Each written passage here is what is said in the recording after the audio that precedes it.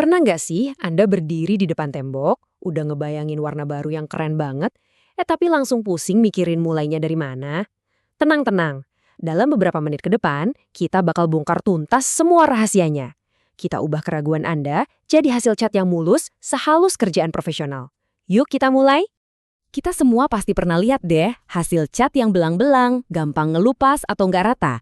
Nah, penyebabnya itu seringkali bukan karena catnya jelek loh, tapi karena ada langkah-langkah kecil yang sering banget disepelekan. Di sini, kita bakal pastikan Anda nggak akan jatuh ke lubang kesalahan yang sama. Biar gampang, kita akan lalui 5 tahap penting ini. Pertama, persiapan. Ini fondasi segalanya. Kedua, kita kenali dulu karakter tembok Anda. Baru atau lama, beda loh perlakuannya. Ketiga, kita kuasai teknik ngecatnya. Keempat, jadi problem solver kalau ada masalah. Dan terakhir, sentuhan akhir yang bikin semua orang nanya, ini panggil tukang cat dari mana? Ini dia rahasia nomor 1 yang sering banget diabaikan. Kalau Anda tanya tukang cat profesional manapun, mereka pasti setuju. Hasil akhir yang sempurna itu 90% ditentukan oleh apa yang Anda lakukan sebelum kaleng catnya dibuka.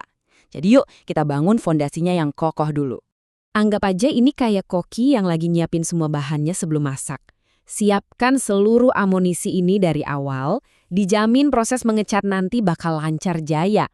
Nggak akan ada lagi tuh momen panik lari-larian cari sesuatu pas cat udah setengah kering di roller.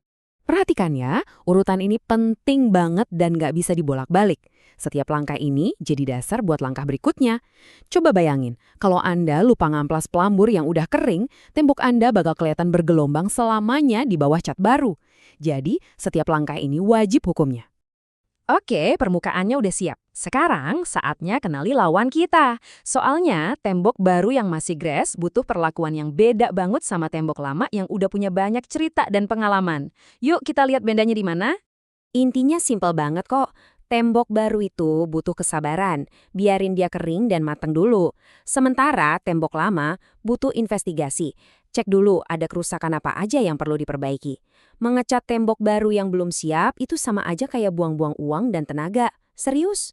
Nah, untuk tembok baru, angka ini adalah segalanya. Anggap aja ini lampu hijau dari tembok Anda. Kalau nekat ngecat pas kadar airnya masih di atas 18%, siap-siap aja deh. Uap air yang kejebak di dalam bakal mendorong cat dari dalam. Dan akhirnya, muncullah gelembung-gelembung jelek yang pasti bakal ngelupas.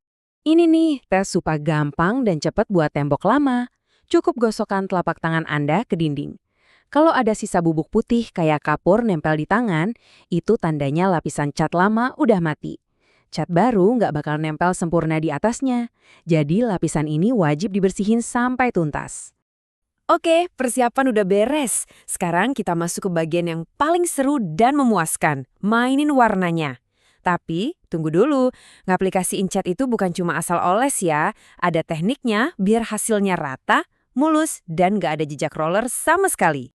Jangan pernah, sekali lagi, jangan pernah meremehkan kekuatan primer.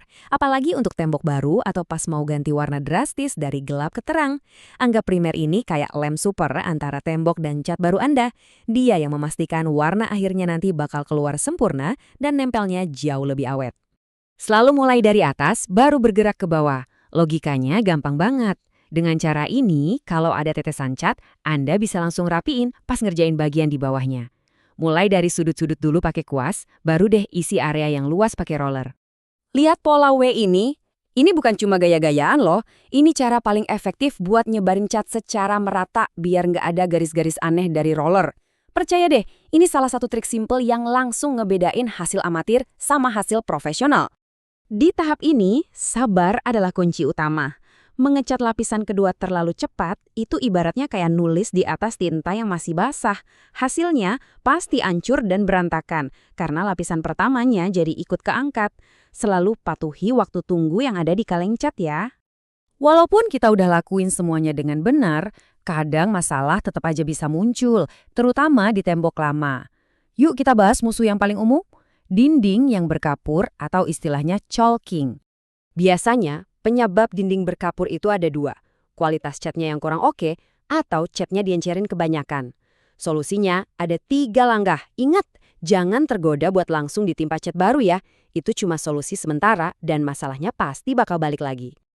Anda sudah di garis finish, tapi jangan keburu-buru beres-beres. Justru langkah-langkah terakhir inilah yang bakal menyempurnakan kerja keras Anda yang ngebedain hasil amatir dengan hasil profesional yang super rapi. Proses yang bersih akan menghasilkan akhir yang bersih juga. Luangkan sedikit waktu ekstra buat 3 hal ini. Nih tips pro, lepas lakban kertasnya pas cat setengah kering, bukan pas udah kering total. Ini kuncinya buat dapetin garis lurus yang tajam dan sempurna. Jadi, ingat ya, ini semua adalah investasi. Setiap menit yang Anda habiskan untuk persiapan dan setiap rupiah lebih yang Anda keluarkan untuk cat yang berkualitas, itu bakal terbayar lunas. Bukan cuma dalam bentuk tembok yang cantik, tapi juga hasil yang bakal awet bertahun-tahun. Nah, sekarang Anda nggak cuma tahu apa yang harus dilakukan, tapi juga kenapa itu penting. Anda udah punya semua bekal untuk mengubah ruangan manapun dengan percaya diri. Jadi, pertanyaannya sekarang bukan lagi bisa nggak ya, tapi ruangan mana nih yang mau dicat duluan. Selamat mencoba!